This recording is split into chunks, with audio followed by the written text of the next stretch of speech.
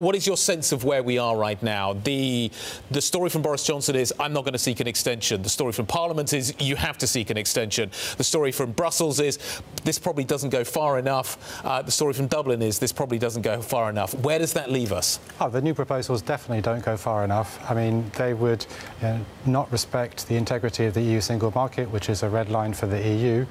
They would require customs checks either at the border or somewhere near the border, and therefore also violate the commitment not to impose those in Ireland, and therefore they'd undermine the Good Friday Agreement. It's a non-starter, the plan that's been announced today. At the same time, the EU is not want to be seen to be responsible for calling off these negotiations, and therefore will engage in the days leading up to the European Council on the 17th of October.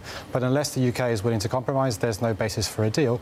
It then becomes a legal game. Can Boris Johnson bypass Parliament's legislative order to him to seek an extension? Will the EU agree? I suspect that an extension will happen. Then we have an election, and the risk, of course, is that Boris Johnson might win, in which case we'll be back in no-deal Brexit territory. How do you handicap that? How do you handicap the risks of a no-deal Brexit at the moment? Well, I mean... Greater or less than 50%? I'd say greater than 50%.